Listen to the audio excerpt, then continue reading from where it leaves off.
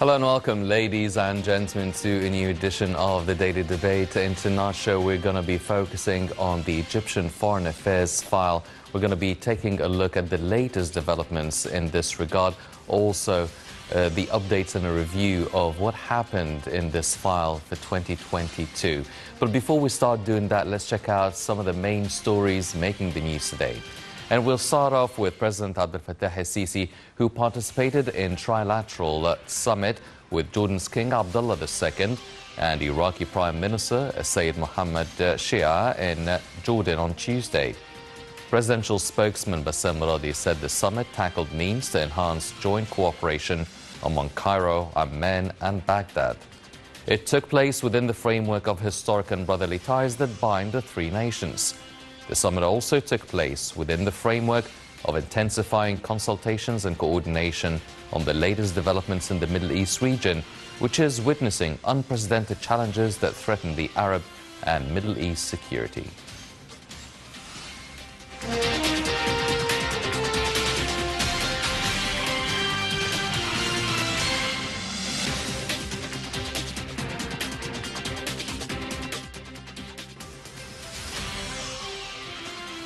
President el-Sisi also said that the second Baghdad Conference for Cooperation and Partnership is a good chance to exchange views with Iraq and review the fields of cooperation.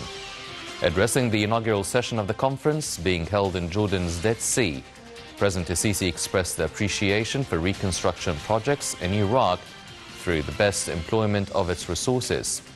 The President stressed that the conference aims to stress on the commitment to relations among the countries. He noted that the cooperation mechanism with Jordan and Iraq aims to deepen integration among Cairo, Baghdad and Amman. And on the sidelines of the conference, President el-Sisi held talks with his French counterpart, Emmanuel Macron.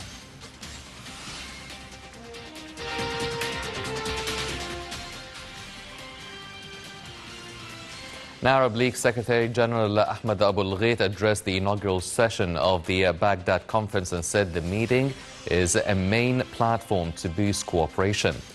Abul-Ghait noted that the Iraqi government had taken the responsibility of rebuilding the trust of the Iraqi people and achieved their aspirations. The Arab League chief warned that regional interventions harm the stability of Iraq and the region on a larger scale. On the Palestinian cause, Abul-Ghait stressed that the international community must bear the responsibility for the deteriorating situation in the occupied Palestinian territories.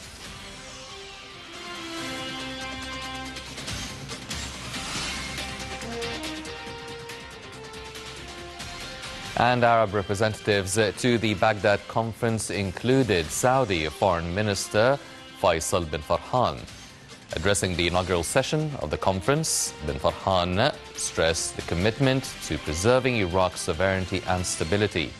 He said Riyadh backs Iraq's reconstruction projects and electricity linkage projects. For his part, Kuwaiti Prime Minister Sheikh Ahmed Nawaf al-Sabah said his country is working on getting back Iraq's position in the region. Al-Sabah reiterated that cooperation among the countries of the region is important to face the challenges on the international stage.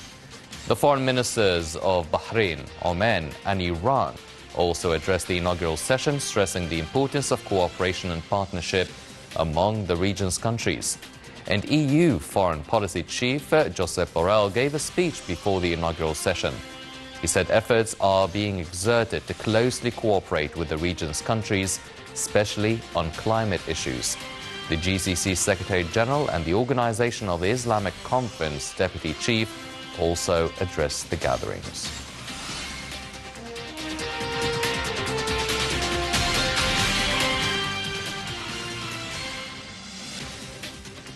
These were some of the stories making the news today, and now focusing our attention to tonight's topic. Let's check out some of the developments and how the foreign affairs file in Egypt has been looking over the past year under President Abdel Fattah el-Sisi. Let's check out this report and we'll be right back.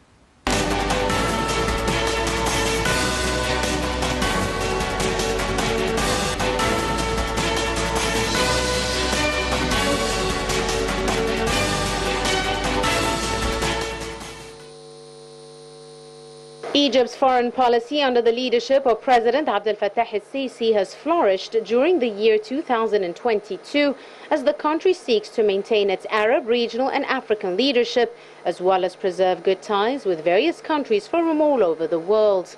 The current regional and international circumstances have given vivid proof that President Abdel Fattah el-Sisi has led Egypt's foreign policy over the last 8 years on balanced bases that have caused an activation of Egypt's international relations with all regional, international and continental powers. President el-Sisi has paid tens of visits over the year, during which he reiterated that Egypt's policy is based on partnership and the independence of national decisions, along with enhancing consultations with all world leaders for the sake of coordinating stances regarding many files of common interest. President el-Sisi was keen on discussing regional and international developments, explaining Egypt's vision regarding regional and international conflicts. The policy, as was announced by President el-Sisi, is also based on mutual respect and non-interference in the internal affairs of other countries, along with achieving the best interests of the Egyptian people through running Egypt's international relations within a framework of partnership and supporting peaceful solutions to conflicts and disputes. Egypt, under President el-Sisi, has restored its major status as the regional and international levels leading the world continues to recognize its efforts to achieve stability and sustainable development. President el-Sisi has explained at his meetings with world leaders and in interviews and statements to different media outlets Egypt's policy and stance towards various issues, atop of which comes fighting terrorism and extremism and their relation with crises in regional countries such as Syria and Libya. As a result of this policy, Egypt has won a non-permanent seat at the United Nations Security Council and chaired the UNSC Committee on Fighting Terrorism. The history of Egypt's foreign policy over the last years has reflected the political changes that have taken place in the country. The Egyptian role in solving Arab crises and problems is also very clear. Egypt enjoys good ties with superpowers like the US, Russia and China, as well as France, Germany and England, amongst other states. Egypt's foreign policy has witnessed a flourishment and does not change fundamentally its basic principles.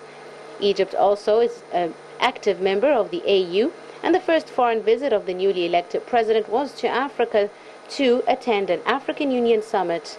The Egyptian foreign policy has regained a certain degree of autonomy and effectiveness in dealing with many challenges and threats to national security interests. Furthermore, it has successfully repositioned the country in Africa, the Arab world, the Middle East, and the Mediterranean to become an active strategic partner for European powers.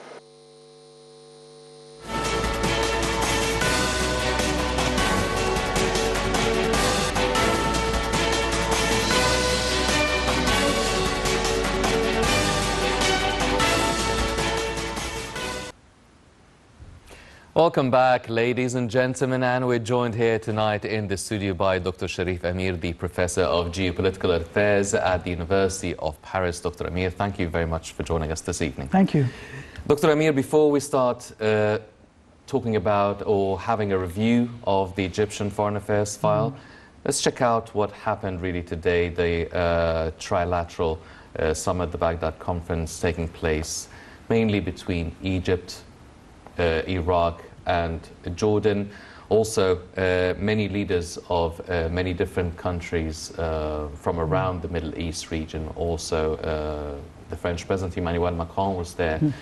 Now, it seems that the first topic on the agenda is the Middle East and North Africa region, security and stability issue. Also, everyone's been talking about the reconstruction of Iraq. Now, how would you really assess this summit? How important and significant is it now, holding it right now in all the global developments? Well, this summit is very special because it's held in Jordan, and what is weird is there's some uprisings in the cities of Jordan because of the economic situation. So it's a volatile country now, And the fact that all the leaders go there is, first of all, a support to King Abdullah to show that we are standing with the government there, with the king.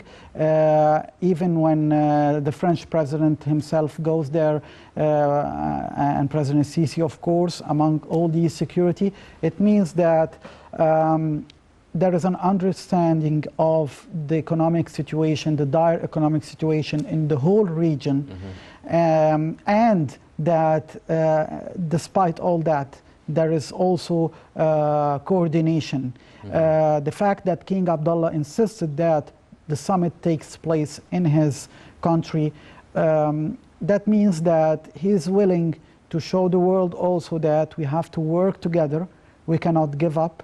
We have difficulties, we are heading toward difficult times, and we need to be together.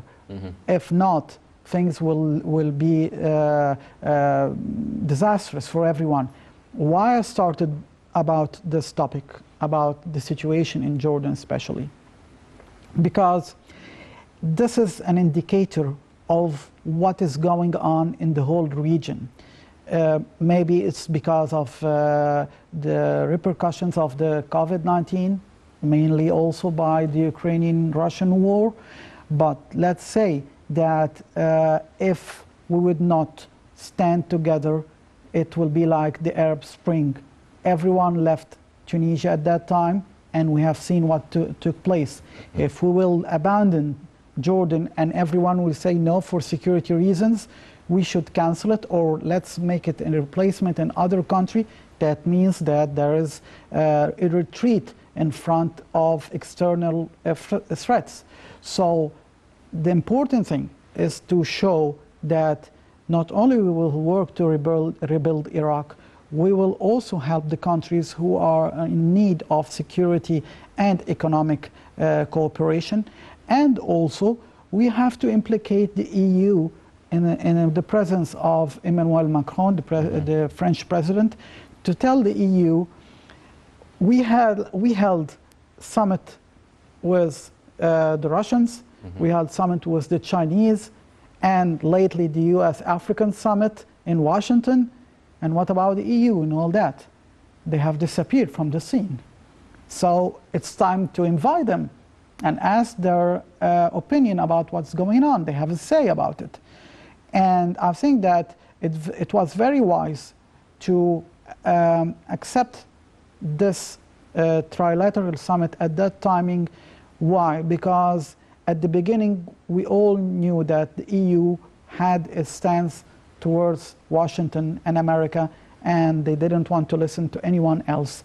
I think now with the sanctions against Russia, which didn't work, and it backfired towards Europe, I think that now the Europeans want to collaborate with the Middle East, with the Gulf states, with Egypt, with Iraq and Jordan, and find a broader connection outside of the North Atlantic Treaty. Yes. Well, you've mentioned the economic situation and problem that's taking place in Jordan and within the Middle East and North Africa region, but everybody can argue that all the countries around the world, even in Europe, even in the US, all countries are complaining about the inflation, the economic recession, so they have an excuse saying, well, that how can we help you? We have the same problem internally in our countries. So how would they be able to coordinate efforts to safeguard the security and stability for Jordan, making sure no uprisings take place, making sure the reconstruction work in Iraq takes place, making sure that everyone more or less is sufficiently full of energy and crops. I mean, looking at the EU now, Germany probably have secured their gas reserves for the winter, and we're already in the middle of December, so we're halfway there. And things seem to be going on, not smoothly, but they are continuing and going on for the foreseeable future at least, and nobody really knows exactly when the Russia-Ukraine war could end. So what is their excuse then? How would they be able to help and coordinate efforts to safeguard the security of stability, not just Jordan, but the Middle East region and North Africa? They have to do it. It's their backyard, if we can call it like that. As you said, the problems of recession and the problems of inflation and the gas problems and all that, it's happening everywhere, especially in the Western bloc of Europe. But they can still, as you said, also sustain and live with it. And yes, they have some demonstrations and they could cope with it. But there is countries like Jordan, like Tunisia. These countries are, in Lebanon also, if they will fall and they cannot resist, they don't have monetary reserve to help the people, not like the West. They cannot spend wages as they are doing. They don't have Christmas primes as they do for the salaries in the West. So it's totally different. If these countries would fall, it will be a disaster for everyone. We have seen what took place in the Arab Spring, and then in Syria, and then Tunisia, Libya, and everyone said, well, these are dictatorships. We don't have to don't have to care about them. Then they had all the refugees, then the illegal immigration, then the Islamic State, Daesh, and then we lived all this tragedy. Yes. So I think that it's the same generation of leaders in Europe. They don't want to see this again. It's in their interest to think outside of Europe. If we will neglect the situation in Jordan, we will pay a heavy price. There is a huge Palestinian population there. And there is a right-wing government in Israel now, led by Benjamin Netanyahu and Ben Gvir, who are saying clearly the only solution for the Palestinian problem is the creation of a Palestinian state in confederation inside the territories of Jordan. So someone has to save the scene. If not, we will have all the uprising of the Palestinians inside Jordan and inside the West Bank, and a new conflict inside in the Middle East. No one would be able to pay the price now. Well, you've raised two big topics. Now, I'll start off with the Palestinian issue because the Arab League Secretary General Ahmed Abul Ghait mentioned it in his speech for the conference, and he said that all countries, the international community, should bear the responsibility for the deteriorating situation in Palestine. Now, the Israeli offer that you just mentioned, who has the power to change it or stop it or put another solution forward, which is the two-state solution with East Jerusalem as the capital of Palestine? Now, who actually has the power to do that? Because the usual players are the US and maybe Europe, but it's mainly the US. Do you feel that the US now can be firm about this situation, about this Israeli concept? No. Maybe the Trump administration had a stance. They chose the Israeli side at that time. But now the Biden administration, they're struggling to regain the position of the United States again. Look, the day Biden left Saudi Arabia after the summit, the next day Jinping, the president of China, was there. It was a huge humiliation for the US diplomacy that in the same place he was replaced by the Chinese, which is a very harsh adversary for the United States, and the same people who sat with Joe Biden, sat with the Chinese leadership to talk about business, armament, oil, many things, and maybe substituting the dollar with the yuan. So that means that things are changing in the Middle East. To answer your question, who could change it? Well, surprise, it could be the Emirates, Egypt, the Gulf states, who still has a say on the Arab countries.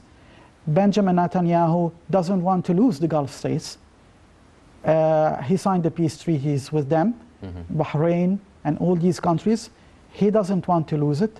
He has a very tense relations with Jordan from the time of the late King Hussein, and now because he has the only solution, the Confederation state of the Palestinian state in Jordan.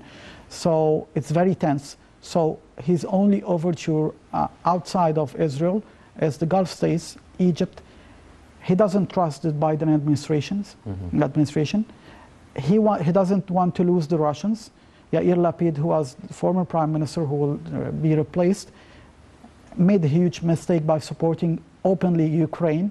Now, listen to the Israeli ambassador in Ukraine. He said, we will not jeopardize our relations with Russia by supporting a falling country like Ukraine. We're not that crazy. So I think that who could change the scene? Maybe the Russians, maybe the Gulf states, and, well, the EU made a huge mistake. The Western Bloc is that they mixed between NATO and Brussels, the decisions of the EU itself. They mixed between both of them. And then all the papers were mixed with Turkey, who is a member of NATO, and in the same time wants to be member of the EU and exercising blackmail. Europe is lost in its decisions. They cannot take it. Yes. Well, let's talk a bit about Europe, since one of the main events that took place this year was the advance of the Russian forces onto Ukrainian territory. And it just turned things upside down globally. A domino effect of different food and energy crises, inflation, prices are skyrocketing all over the world. I want to focus on Egypt's position within all of this turmoil. Egypt has been very clear about its policy, foreign policy, for many years, talking about diplomacy, peaceful solutions, keeping a safe and friendly distance from all countries, not interfering into any country's security and stability and sovereignty, and internal affairs, of course. Now, you've mentioned that the European Union in general has been a bit quiet, or maybe a bit passive in taking bigger leaps or bigger steps towards solving issues over the past year because they're busy solving their own internal issues. How would you say, because all the other countries were looking at Egypt saying, what are they going to do? How are they going to tackle the situation with Russia? Because Egypt is known for its good relations with the Russian nation. How do you feel they've tackled it so far? Everybody's looking. Will Egypt send gas to Europe? Will they upset the Russians? Are they going to find a way to normalize, back them, or oppose them? How would you assess the Egyptian very critical and sensitive handling of this affair? Well, the answer came by a single visit which was made to Cairo at the beginning of the war between Russia and Ukraine. It was from the Polish president. Poland is very aggressive towards Russia and wanted to do anything to dissuade all the region that has energy, Egypt and the Gulf states, from taking sides with Russia. So the Polish president made this visit to Egypt. I'm glad that we had our say, that, as you said, we are friends with Poland, but that does not mean that we will listen to their own opinion, which is aggressive towards Moscow. We won't do it.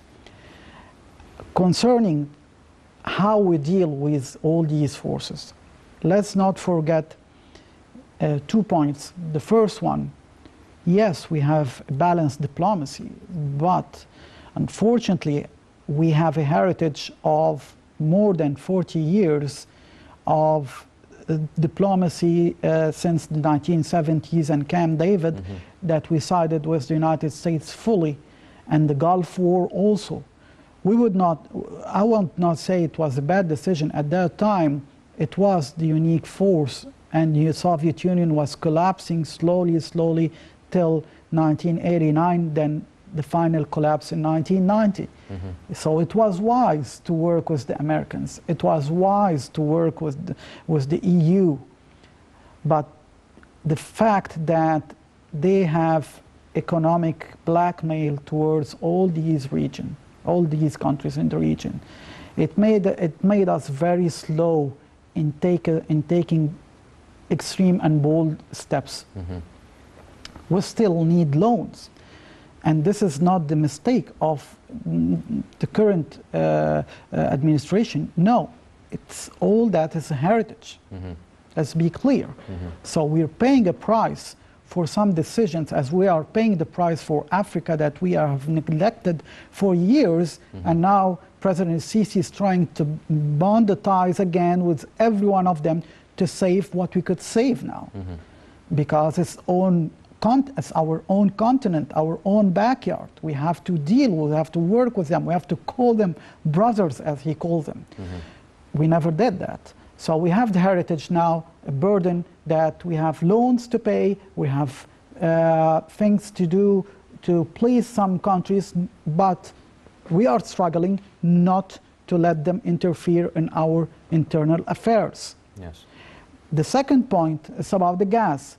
Are we able to do it, or are we willing to annoy Russia by this action? First of all, I think no, we would not take this step, because Russia is being squeezed by the sanctions. We were squeezed also by sanctions back in 2013. We had, let's not forget, more than a dozen of Apache helicopters sent to the States to be repaired. The Obama administration didn't want to give us back these Apaches.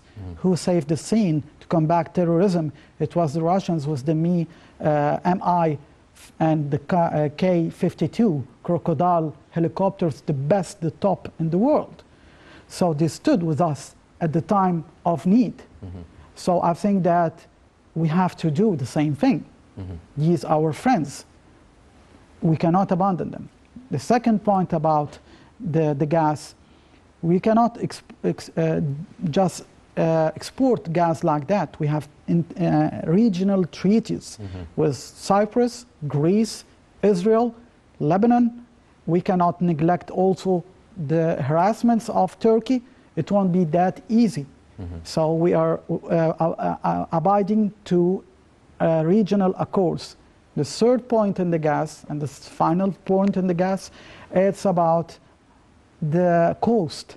It's not that easy. Yes. We have to call some external companies who has, like in Saudi Arabia, Aramco. It's not the Saudis who are exploiting the gas, it's the oil, the Americans. So the same thing. We don't have the equipment. We don't have the means. We have to call outside companies, and it would cost a lot.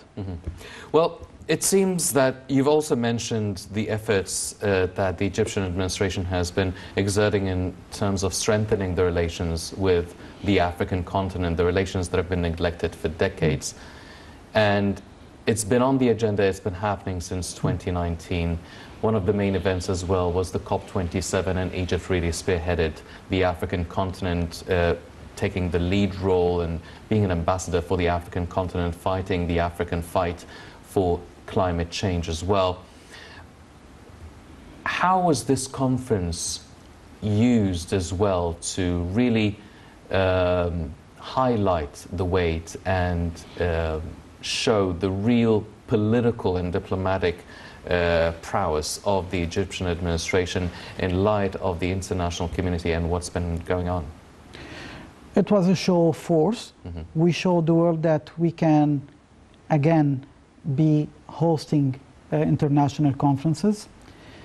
The nations who doubted, and I mean by that, the Western nations who doubted the decision of the Egyptian people back in June 2013 in choosing their leadership again, now they are abiding to that, and they accepted our choice, so they came to Egypt. Nancy Pelosi, who was someone very harsh towards our president and our administration, she came and she was very friendly. This is bowing to the Egyptian will that we chose this path. We chose this president. So they have to accept it. This is democracy. The second point is that we have seen what some elements tried to do by calling the human rights and these actions, and it failed. It failed because they didn't get the support they wanted from the international press, from some foreign leaders, and especially from the Egyptians themselves. We were all hostile because you cannot use the COP27 for some mean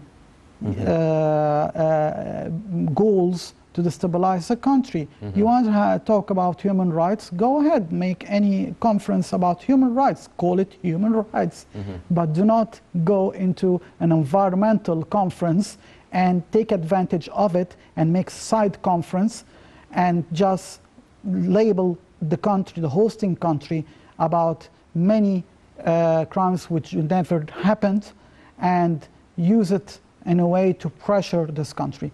It was a failed strategy. Fortunately, it didn't work. The Egyptian administration didn't interfere at all.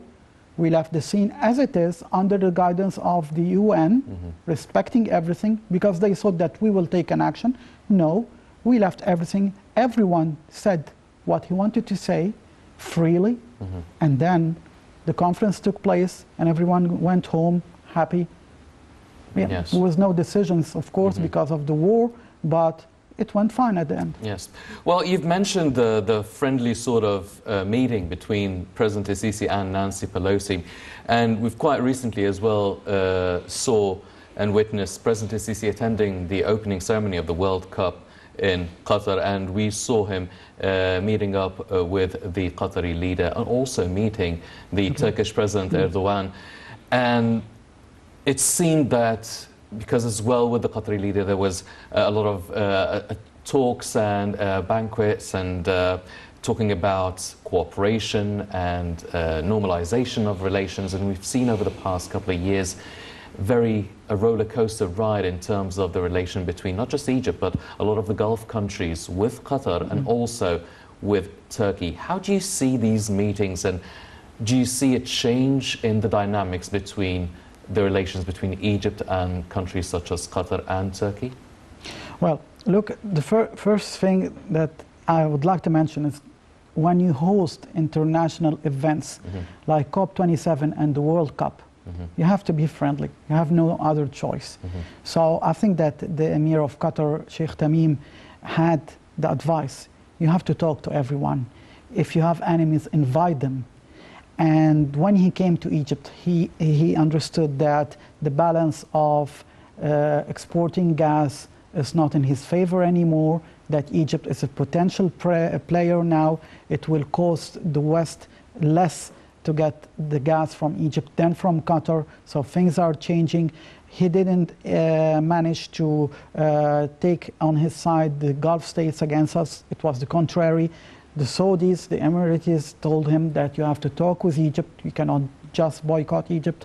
So he started by coming to Egypt, visiting President Sisi, attending all these meetings, and then invited President Sisi. I think it's also because of hosting the World Cup. He had to be that open. You saw everyone criticizing Qatar at the beginning, but he had to make this effort. Let's wait and see. The second point about President Erdogan, Egypt said it from the beginning, we have no any bad intentions towards the Turkish people at all. We have no bad intentions towards any nation except the regimes who, and President Sisi said it when he was Minister of Defense, who stood with the terrorist elements against Egypt. I think that President Erdogan made the initiative by trying to sanction some elements of the Muslim Brotherhood who are living in Turkey. And President Sisi was very open to this kind of gestures, but we're waiting for more. One of the main steps that we're still waiting for is their retreat from Libya, why they are there. And President Sisi made a very smart move after he met President Erdogan. He made the decision of limitation of our maritime borders for the Western Egypt towards Libya, to test how their reaction, because we all know they are pro-Turkey, the government there. And suddenly they said, we don't recognize Egypt's decision, we don't like it, and we stand against it. So that means that the meeting was in front of the cameras, not very nice, but when we talk real business, things are not that nice. So he said, President Sisi, by the way, we shake hands, but still our sovereignty is number one. Yes. Ladies and gentlemen, still we have a lot more coming up on tonight's show, but now let's check out this report regarding some of the aims of the Egyptian Foreign Relations file for the near future. Let's check out this report and we'll be right back.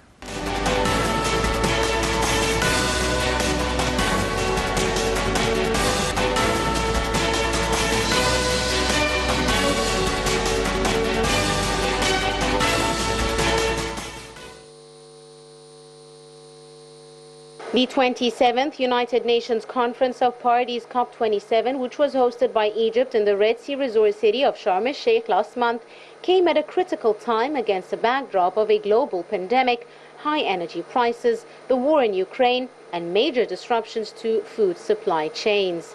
As host of the COP27, Egypt found itself on the world stage as a leading voice for the global south, and especially Africa, and looked to the summit as an opportunity to burnish its international prestige, emphasizing its Afro-Arab identity and positioning itself as a bridge builder between the global south and north. Cairo was placed at the center of international diplomacy not only as a representative of Africa and the Middle East, but as a representative of the global south. As host of the COP27, Egypt also put on the map its struggle to secure water resources. It was a continuation of a recent evolution wherein Cairo is pivoting back to Africa as a hybrid player, pitching itself as a gateway to Africa and a strategic player with a growing footprint on the continent. The pivot started with Egypt's presidency of the African Union in 2019, which Cairo used to advance its profile beyond the Nile Basin in North Africa. As president of the AU, Egypt represented viewpoints of the continent on the world stage as forums such as the UN General Assembly, Munich Security Conference, G7 Summit in France, and G20 Osaka Summit. From partnering with many countries and developing many strategic landscapes with other nations, Egypt has come far in this regard.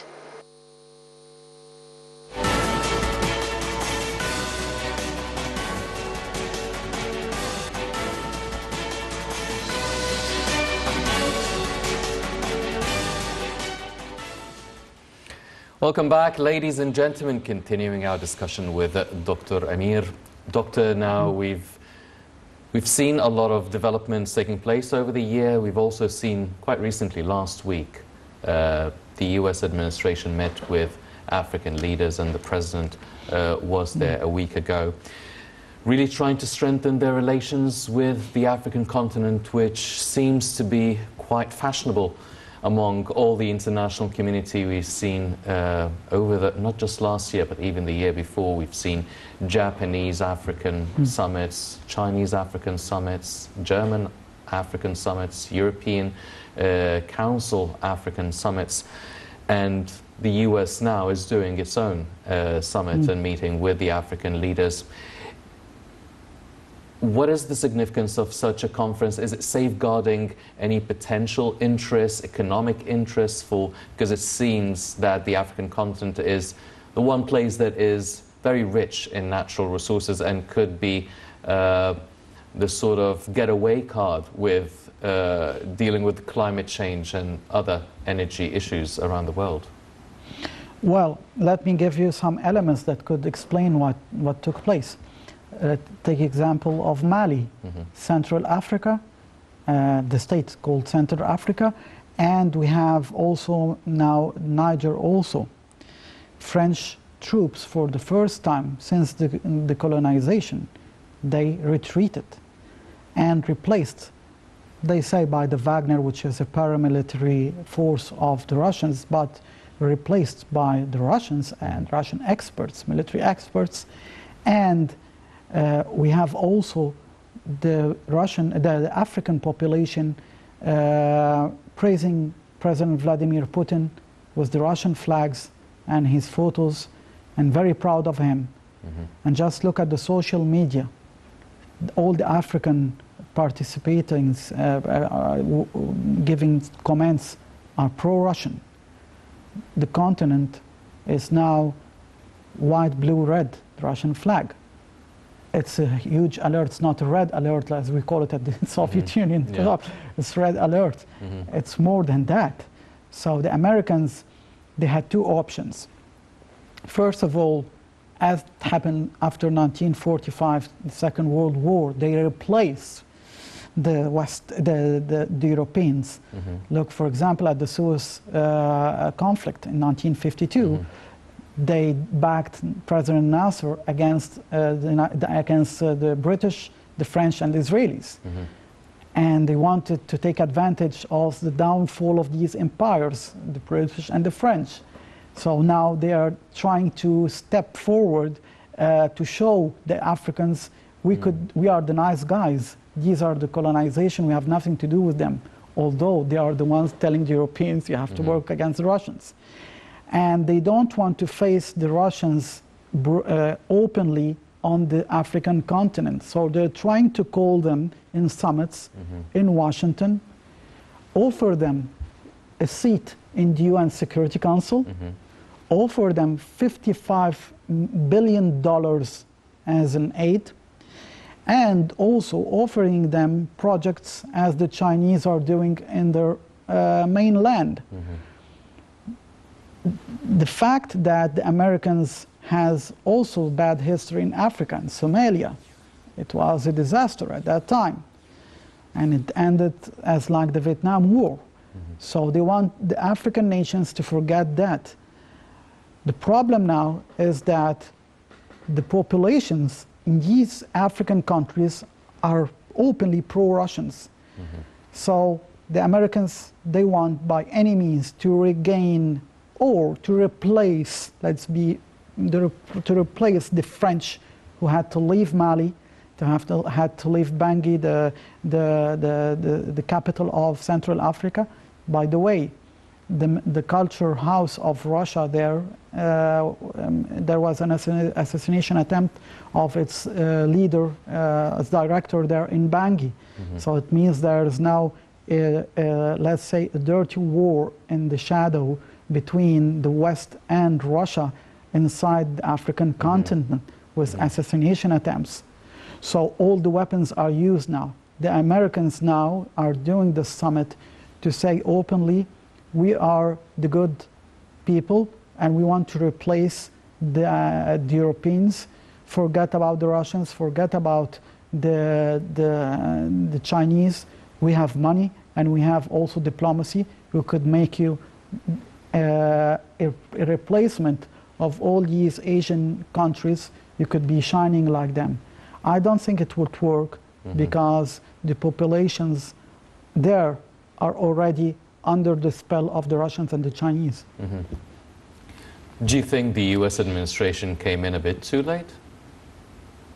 The U.S. administration came a bit too late in the Middle East, came a bit too late in Africa, came a bit too late in many parts, even in the conflict now in Ukraine.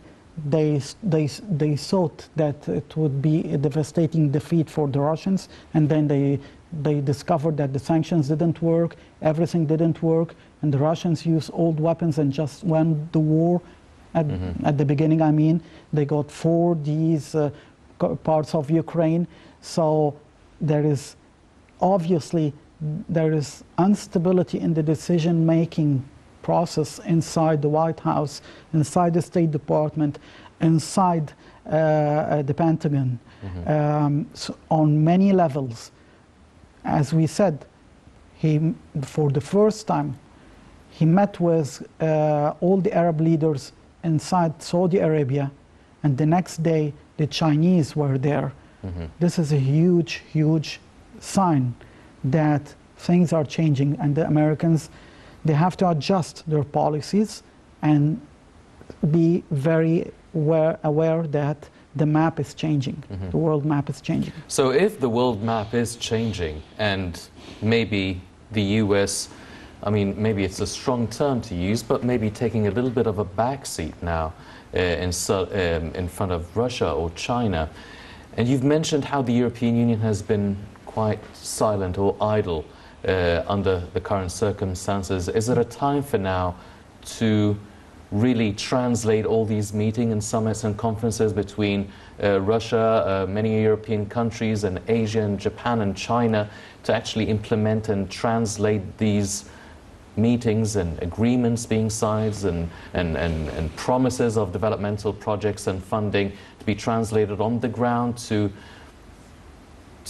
end this discussion once and for all for the African nations, because a lot of the African countries, not all countries are like Egypt or South Africa, and they're quite safe and stable, but there are a lot of African countries as well that are suffering and might be tempted by such an American offer.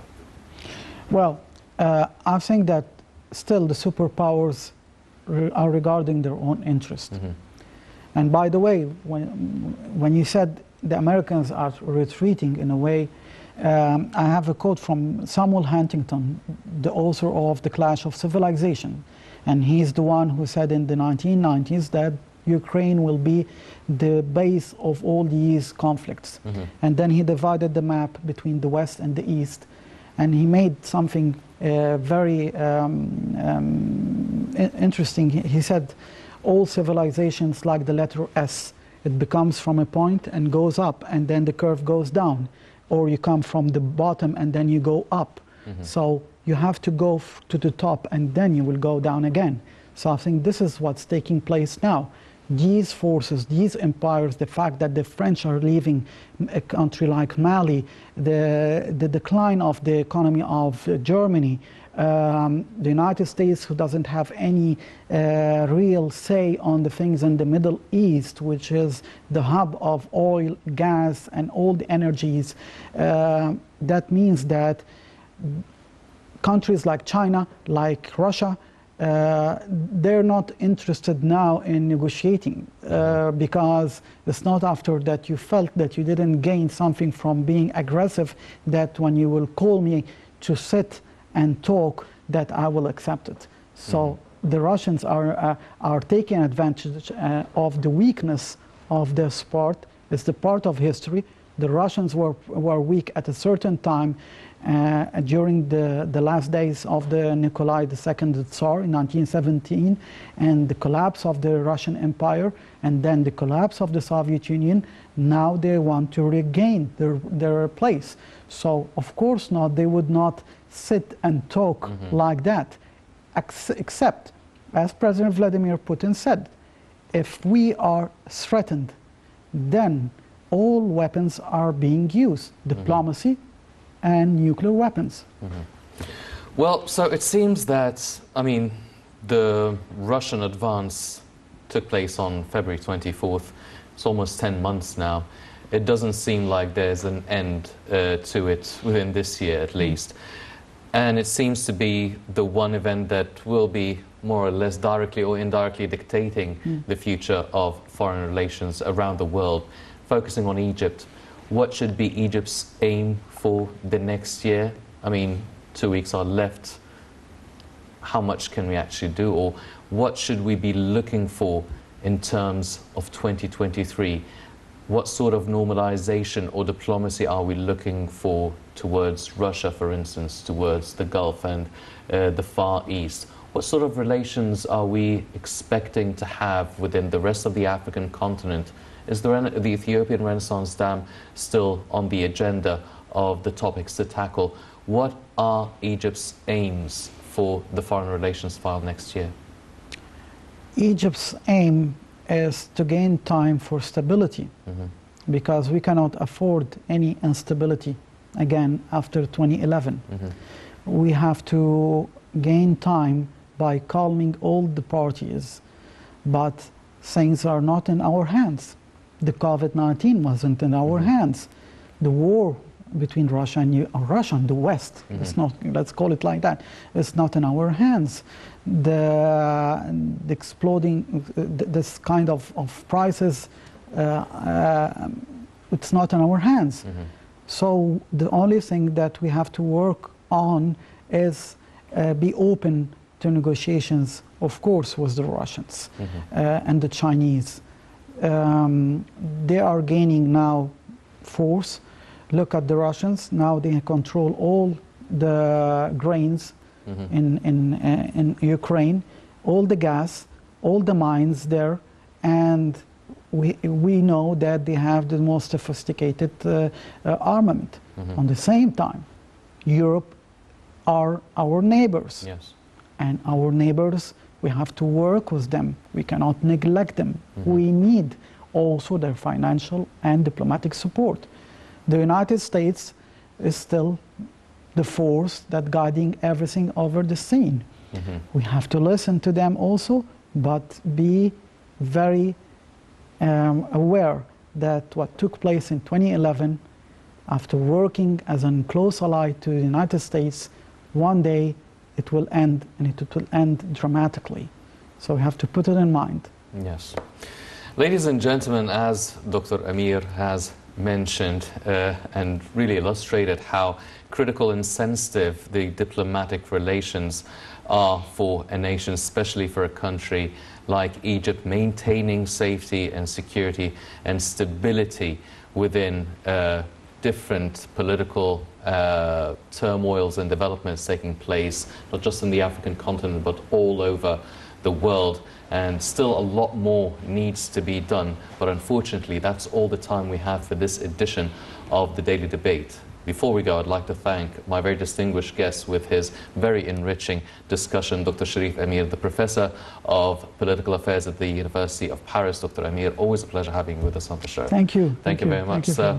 Ladies and gentlemen, please stay tuned for more coming up on Night International. I'm Hani Saif. Thank you for joining us.